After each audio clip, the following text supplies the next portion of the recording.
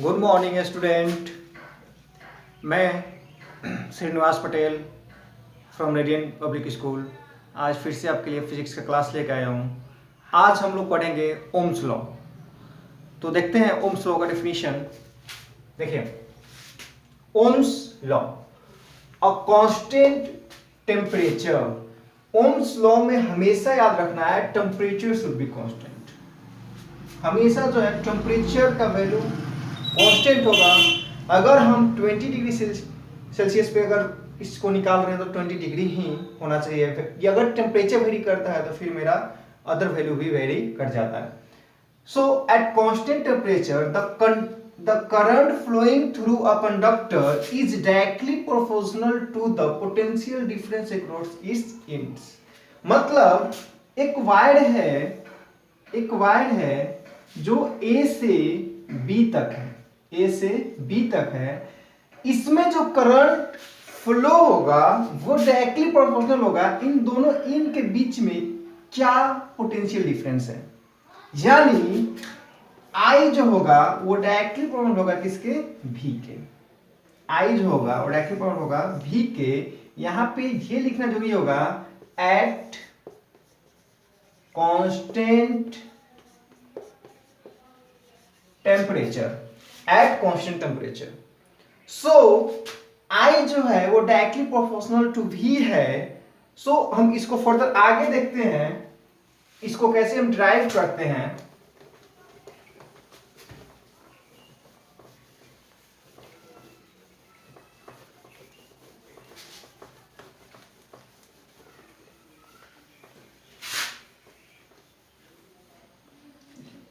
यहां पे आई जो है वो डायरेक्टली प्रोपोर्शनल है भी का।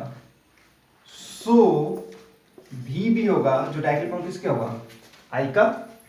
अगर किसी वायर में जो करंट है वो डायरेक्टली प्रोपोर्शनल है उसके दो एंड के बीच का पोटेंशियल डिफरेंस का, सो हम अपोजिट में लिख सकते हैं कि जो दो एंड का पोटेंशियल डिफरेंस है वो डायरेक्टली प्रोपोर्शनल होगा किसके, आई का।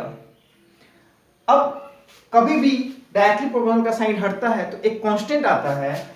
हम भी यहाँ पे इस साइन को हटाएंगे, कांस्टेंट लगाएंगे जिसको हम बोलते हैं आर आई, जिसे बोलते हैं हम आर आई। इसे हम लिख सकते हैं v equal to I R, where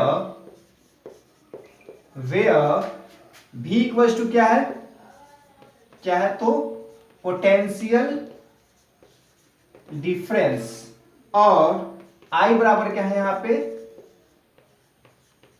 current, और R बराबर है किसी भी कंडक्टर का रे, जिस कंडक्टर में हम इसको मेजर कर रहे हैं वोल्टेज करंट, उसी कंडक्टर का रेसिस्टेंस। ठीक है, इतना बात क्लियर है। अब यहां पे हम इसको और क्या लिख सकते हैं, तो देखिए V equal to I R है अपने पास। सो इसको हम और ड्राइव करके क्या लिख सकते हैं,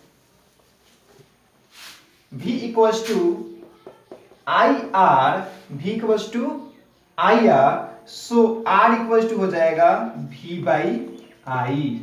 यानी कि कांस्टेंट जो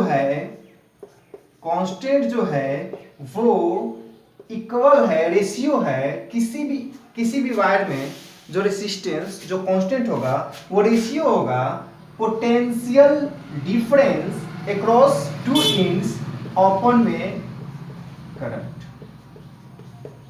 सो पोटेंशियल डिफरेंस और करंट का रेशियो जो होता है वो किसको देता है, कांस्टेंट को, जिसको हम और क्या बोल सकते हैं, रेसिस्टेंस बोल सकते हैं। इतना बात समझ में आ रहा है, ठीक है। अब चूंकि यहां से V equal to I R है तो इसको हम I का फॉर्म में जब लिखते हैं, किसके फॉर्म में, I के फॉर्म में जब लिखते हैं तो देखिए अपने पास वैल्यू क्या आता है, V equal to I R है। सो हम अगर I के फॉर्म में लिखे तो हो जाएगा V बाई आर। सो यहां से ये पता चल रहा है कि किसी भी सर्किट में जो करंट होता है वो दो चीज पे डिपेंड करता है, वोल्टेज एंड रेसिस्टेंस पे। कैसे, तो I जो होता है वो डायरेक्टली प्रोपोर्शनल होता है किसका, V का। पहला करंट जो है हमेशा डायरेक्टली प्रोपोर्शनल होता है किसका, V का। सेकेंड आई जो होता है वो इनवर्सली प्रोपोर्शनल होता है किसका, आर का। सो यहां से पता चला अगर हम किसी भी सर्किट में वोल्टेज को हम बढ़ाते हैं तो करंट भी बढ़ जाएगा। सेम उसी सर्किट में अगर हम आर को बढ़ाएंगे, रेसिस्टेंस को बढ़ाएंगे तो ये वैल्यू क्या हो जाएगा, कम हो जाएगा, घट जाएगा। ठीक है, तो ये था ओम्स लॉ और पूरा डेरिवेशन था ये ओम्स लॉ का। ठीक है, सो ओम्स लॉ का मेन जो इससे फॉर्मूला निकल के आता है वो है V = IR। वीडियो देखने के लिए थैंक यू।